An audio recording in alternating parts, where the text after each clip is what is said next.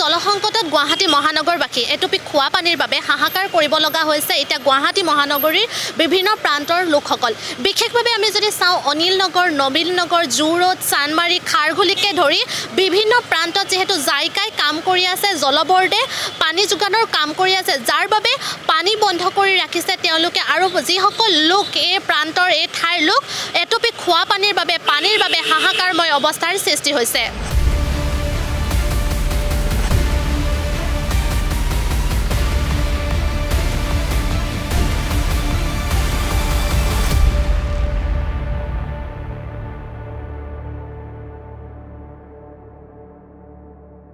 এক দুৰ্বিষহ জীৱন ইমান দুৰ্বিষহ জীৱন আমি যাপন কৰিছোঁ আমাৰ স্মাৰ্ট চিটি ক'বলৈ লাজ লাগে আমাৰ কি কৰিম এতিয়া আচল কথা হ'ল পানী জীৱৰ প্ৰাণ আমাৰ পানী নাই আজি এসপ্তাহ ধৰি পানী নাছিলে আকৌ কালি অলপ দিলে যায় খাই কিন্তু সেয়াও একেবাৰে মানে লেতেৰা পানী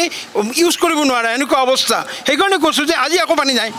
মানে এনেকুৱা প্ৰত্যেক দিনে হৈ থাকিলে আমি সৰ্বসাধাৰণ ৰাইজ কেনেকৈ জীয়াই থাকিম আৰু চবৰ সকলোতকৈ ডাঙৰ কথা হৈছে আমাৰ পানী গাড়ী কিনিবলৈ নাই এনেকুৱা অৱস্থা মই পৰহি ৰাতি 1টা বজাত পানী ধৰিব লগা হৈছে পানী কিনি আনি তাতো তেওঁলোকৰ উপায় নাই মানে আপোনাৰ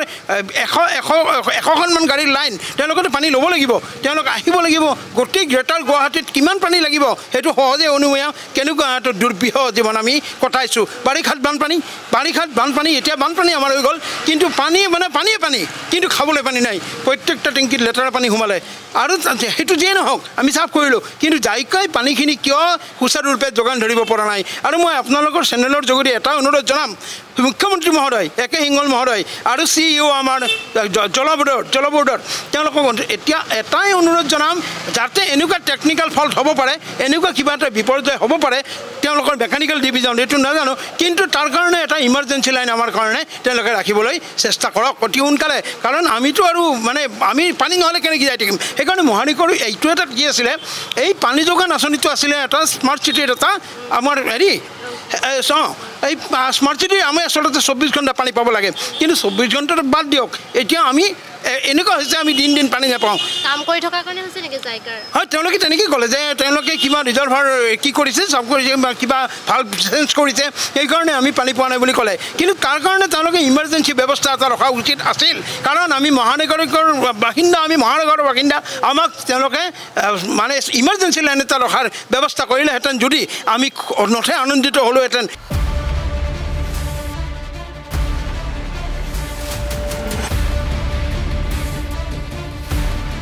গুৱাহাটী মহানগৰীত প্ৰায় এসপ্তাহ দিন ধৰি বিভিন্ন প্ৰান্তত অনিল নগৰ নবীন নগৰে হওক জু ৰোডেই হওক বিভিন্ন প্ৰান্তত এতিয়া খোৱা পানীৰ সমস্যাত ভুগিছে আপোনালোকৰ এইডোখৰত কেনেদৰে সমস্যা হৈছে বা আপোনালোকৰ কেনেকুৱা সমস্যা চাওক এটা কথা আছে আমাৰ অসমীয়া ভাষাৰ এটা কথা আছে যি মূলা বাঢ়িব তাত দুপাততে চিন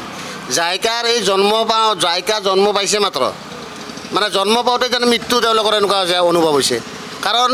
তেওঁলোকে এইটো কথা চিন্তা কৰা নাই যে তেওঁলোকে যিখিনি পানী দিছে তেওঁলোকৰ পানীখিনি আমাক এনে দিয়া নাই আমি তাৰ বিনিময় দিছোঁ কিন্তু বিনিময় দিয়াৰ পিছত তেওঁলোকে বন্ধ কৰি ৰাখিব এইটো কোনো কথা নহয় আজি চৰকাৰৰ অৱস্থা কেনেকুৱা হৈছে জানে লণ্ডনৰ নিচিনা টেক্স কালেকশ্যন কৰিছে আৰু পাব্লিকক দিছে সোমালিয়াৰ নিচিনা সুবিধা গতিকে তেওঁলোকে এইবিলাক কথা অলপ চালি জাৰি চাব লাগে যে এখন ৰাজ্যত বা এখন জাগাত যদি পানীৰ ব্যৱস্থা নাথাকে মানুহখিনি কেনেকৈ জীয়াই থাকিব আজি গুৱাহাটী প্ৰান্তত আজি আপুনি এজাক বৰষুণ দিলেই বানপানী আৰু বানপানীৰ পিছতে অভাৱ হয় খোৱা পানী গতিকে এইবিলাক যেতিয়া আমাৰ তালমিল এই চৰকাৰে এইখিনি অলপ বুজি বাঢ়ি তেওঁলোকে কথা ক'ব লাগে আমি জাইকাক ক'বলৈ নাযাওঁ কাৰণ আমি ৰজা বনাই দিছোঁ আমাৰ সমাজত আমি ৰজা বনাই দিছোঁ আমি ৰজাৰ ওচৰতহে আমি আমাৰ দুখ দুৰ্গতিৰ কথা ক'ম তেওঁলোকে এইখিনি কথা অলপ ধ্যান দিব লাগে যে তেওঁলোকৰ কিবা টেকনিকেল ফল্ট হৈছে আমাৰ ক'ব লগা তাত আমাৰ দায়িত্ব নহয় আমাৰ কথা হ'ল কি আমি পইচা দিছোঁ আমি পানী পাব লাগে গতিকে তেওঁলোকে সেইটো চিন্তা কৰক আৰু যিটো প্ৰব্লেম হৈছে এই প্ৰব্লেমবিলাক যাতে অদূৰ ভৱিষ্যতেও হ'ব তাৰ কাৰণে কি ব্যৱস্থা গ্ৰহণ কৰিছে তেওঁলোকে গতিকে তেনেকুৱা ধৰণৰ কিছুমান কাম কৰক যিটো ধৰক আজি যিটো অসুবিধা হৈছে আৰু ভৱিষ্যতে যাতে নহয় তাৰ কাৰণে এটা ব্যৱস্থা গ্ৰহণ কৰিব লাগে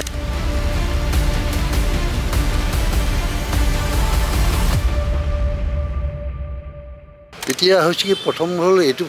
কি পৰিস্থিতিত এইটো কথা কৰিব লগা হ'ল সেইটোৱে প্ৰথম কথাটো এইটো আচলতে এই আঁচনিখন কালিৰ পৰাহে আমি জু ৰোডৰ মানে সঁচা কথাত প্ৰকৃতাৰ্থত পানী পাইছোঁ আচলতে আগতে আমাক যিটো ধৰণে পানী দিছিলে চিৰিয়াখানা জ্যেষ্ঠ নাগৰিক সন্থাই এখন PIL কৰিছিলে। PILত তেওঁলোকে কোনো উত্তৰ দিব নোৱাৰে। সদায় কোৰ্টত গৈ তেওঁলোকৰ বিশেষকৈ এডভোকেট জেনেৰেল বা তেখেতসকলৰ উকিলে সদায় গালি খাই কথা নুশুনে, উপায় নাপায় আৰু সেইটো আনি পেলাই তেওঁলোকৰ চৰকাৰৰ ওচৰত পায়হি। চৰকাৰে আল্টিমেটলি এনেকুৱা এটা অৱস্থা কৰিলে যে কোনে কৰিব কাম। তেওঁলোকে তাৰ আগলৈকে কোনো কেজুৱেল ৱেত মানুহক লৈ আছিল। ডাইৰেক্টৰজন কেতিয়াবা থাকে, কেতিয়াবা নাথাকে,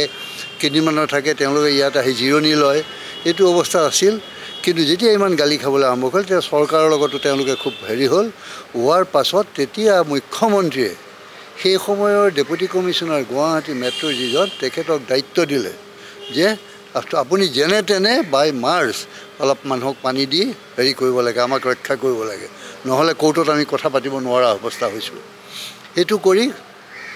তেওঁ 31 মাৰ্চৰ ভিতৰত কিছু অঞ্চলত পানী দিম বুলি তেওঁ কথা দিলে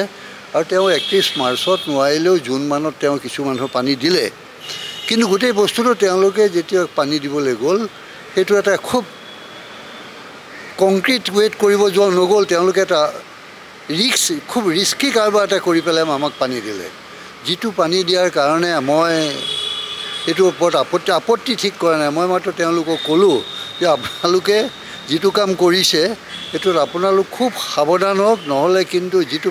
বাৰ্ষ্ট হৈছে তাতকৈ ডাঙৰ বাৰ্ষ্ট হ'ব পাৰে। হয়তো এইবাৰ হ'ব হাতীগাঁও চাৰিআলিৰ ওচৰে পাজৰে বহুত মানুহ মৰিব পাৰে। আৰু সেইখন আপোনালোকৰ আছাম ট্ৰিবিউনৰ এগৰাকী কৰস্পণ্ডেণ্ট মোৰ তালৈ আহিছিলে, তেখেতে পেপাৰত খুব ভালকৈ লিখিলে। ডেপুটি কমিশ্যনাৰে সেইখিনি জনাৰ পিছত কিন্তু ভয় খাই গ'ল। তেওঁ কিন্তু তাৰ পিছৰ পৰা খুব সাৱধান হ'ল যাতে সেই এক্সিডেণ্টটো এভইড কৰিব পাৰে। আৰু আজি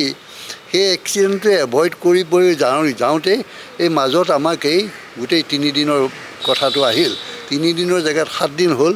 এইখিনি কথা কাম কৰোঁতে তেওঁলোকে যি ধৰণৰ বোধ কৰোঁ PMCয়ে গোটেই কামখিনি কৰে। মই জনাত PMCৰ মানুহৰ যিখিনি অৰ্গেনাইজেশ্যন, সেই অৰ্গেনাইজেশ্যনত জনা মানুহ নাই। জনা মানুহ একেবাৰে নাথাকাৰ কাৰণে তেওঁলোকে নৰ্মেল কাম কৰা আৰু এনেকুৱা এটা চলি থকা মানুহে পাই থকা পানী বন্ধ কৰাত কি এটা কৰিব লাগিব সেই ব্যৱস্থাবোৰ ল'ব নাজানিলে। হাতে পাছে এই গোটেইখিনি মিলি আজি 7 দিন মানুহৰ পানী নোপোৱা অৱস্থা হ'ল। সকলো মানুহ যিবোৰ মানুহৰ আগতে গাড়ী দি পানী লৈছিল সেই ইয়াত নেটৱৰ্কটো নাইকিয়া হ'ল। নাইকিয়া হোৱাৰ কাৰণে মানুহে খুব কিছুমানেতো কিনিবই পৰা নাই। বহুত মানুহে 2-3 সাঁজ খিচিৰি ভাত খাইছে। মোৰ এই নাৰিকল বাৰীৰ পৰা মোৰ ঘৰলৈ মোৰ ৰিলেটিভে মোৰ ঘৰৰ পৰা পানী নিয়ে, কাৰণ মোৰ পুৰণা যিটো কুঁৱা আছে কুঁৱাটো মই নষ্ট কৰি দিয়া নাছিলোঁ, মই পানী পাই আছিলোঁ, মোৰ সেইটো অসুবিধা ইমান হোৱা নাছিল। এই তেনেকুৱা অৱস্থালৈ গৈছে।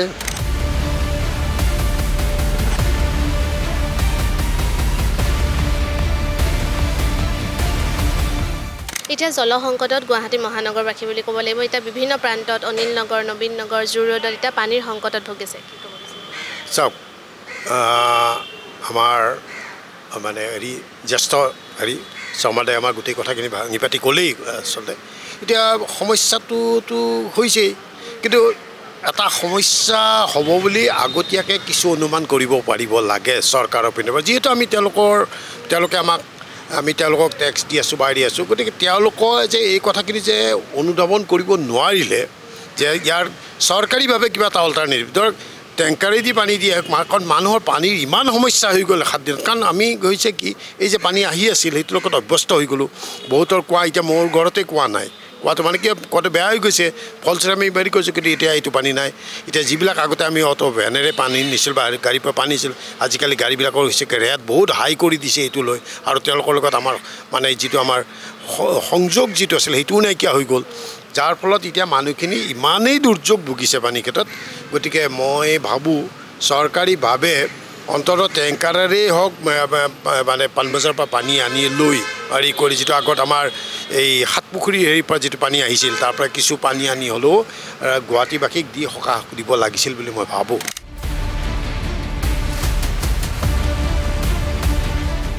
নটিফিকেশ্যন দিছে আৰু সেইখনৰ মতে পানী নাইকিয়া হৈ গৈছে আৰু বিভিন্ন প্ৰান্তত এতিয়া সমস্যাৰ সন্মুখীন হ'ব লগা হৈছে, কিন্তু অল্টাৰনেটিভ কোনো ব্যৱস্থাও নাই।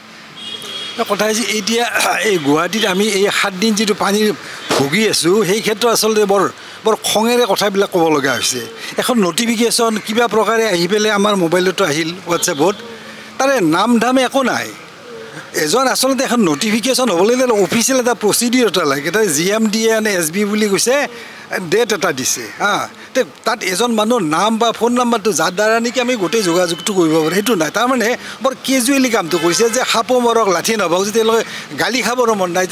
তেওঁলোকে যিখিনি মানে হেৰি তাৰ তেওঁলোকৰ দুৰ্বলতা যিখিনি যাতে পাব্লিকে যাতে গম নাপায় 1 নম্বৰ কথা 2 নম্বৰ যে হয় পানীৰ অসুবিধা হ'ব পাৰে কাৰিকৰী অসুবিধা বহুত ক্ষেত্ৰত হয় কিন্তু টাউন চহৰত পানীৰ অসুবিধা হয় আৰু গাঁৱত পানীৰ অসুবিধাৰ পাৰ্থক্য আছে গাঁৱত খাল পুখুৰী আছে কিবাকৈ এডজাষ্ট হৈ যায় বোলে লাইট নাই কিবাকৈ পোহৰতে ভাতকেইটা খাই বোলে ঠিক কৰিছে কিন্তু ইয়াততো সেইটো নহয় 3 নম্বৰ কথা হৈছে কি যে চৰকাৰে যদি এই কামটো কৰিব গৈছে অথৰিটিয়ে আচলতে যেনে ধৰি লওক দলং এখন বনাই থাকোঁতে ৰাস্তাটো বন্ধ কৰি দিয়া নাই বাইলেন এটা দিছে ৰাস্তা অহা যোৱা কৰি আছে সাধাৰণ অসুবিধা হ'লেও কমিউনিকেশ্যন ডিষ্টাৰ্ব হোৱা নাই একেধৰণে পানীটো ৰিপেয়াৰিং কৰিব যাওঁতে এওঁলোকে সেই কামটো নকৰাকৈ কিমান মানে ইৰেচপনচিবল একদম ননচেন্স কাম এটা কৰিছে হস্পিটেলত এটা যেতিয়া বেমাৰীক অপাৰেশ্যন কৰে কাষত অক্সিজেনৰ প্ৰভিজনটো নকৰাকৈ অপাৰেশ্যন কৰে নেকি একেধৰণৰ কথা পানী লাইট একে বস্তু গতিকে সেইটো নোহোৱাকৈ যেতিয়া তেওঁলোকে ৰিপেয়াৰিং কৰিব গৈছে পাব্লিক ভুগিব আৰু আমাৰ ডাঙৰ কথা হৈছে কি যে আমাৰ মাননীয় মুখ্যমন্ত্ৰী ডাঙৰে কোন কি কথাত কথা নকয় সকলোতে কথা কয় সিদিনা US টিমৰ পানী আহিল ৰঙা পানী আহিল হালধীয়া পানী হুলস্থুল কিন্তু এই যে 7 দিন পানী বনাই পাব্লিকে এই ক্ষেত্ৰত তেওঁৰ প্ৰতিক্ৰিয়াটো আমি আশা কৰোঁ কিয় দিব পৰা নাই তেওঁ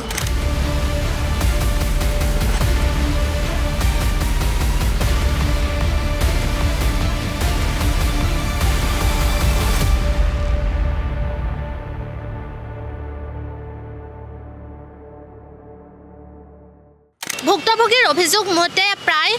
5 দিনে নাছিলে পানী তথাপিও কালিৰ দিনটোত অকমান পানী দিছিল যদিও হেয়া আছিল ঘোলা পানী আৰু আজিৰ দিনটোত পানীৰ বাবে হাহাকাৰ কৰিব লগা হৈছে আজিও জলবৰ্ডে কাম কৰি থকাৰ বাবে পানী বন্ধ কৰি ৰাখিছে এতিয়া প্ৰশ্ন হয় যে দেখা পোৱা যায় যে গুৱাহাটী মহানগৰী স্মাৰ্ট সিটি গুৱাহাটী মহানগৰী উত্তৰ পূবৰ দুৱাৰমুখ বুলি ক'ব লাগিব গুৱাহাটী মহানগৰী এই গুৱাহাটী মহানগৰীতে কেৱল আজি বুলি ক'লেই নহয় বা এই সপ্তাহ বুলি ক'লেই নহয় গুৱাহাটী মহানগৰীৰ অন্যতম সমস্যাই হৈছে খোৱা পানীৰ সমস্যা আৰু এই খোৱা পানীৰ সমস্যাক লৈ আৰু বিশেষভাৱে এই 7টা দিনে যি হাৰাশাস্তিৰ সন্মুখীন হ'ব লগা হৈছিল গুৱাহাটী মহানগৰবাসীয়ে আৰু সেই ভুক্তভোগীসকলে তেওঁ মন্তব্য কৰিছে তেওঁলোকে আমাৰ আগত জনোৱাৰ মতে হাৰাশাস্তিৰ সন্মুখীন হ'ব লগা হৈছে আৰু এই সমগ্ৰ প্ৰতিবেদনৰ ক্ষেত্ৰত সহযোগ কৰিছিলে কংকনৰ সহযোগত দৃষ্টিৰূপা বৰদলৈৰ report the Assam Tribune Do not forget to like, share and subscribe to the Assam Tribune.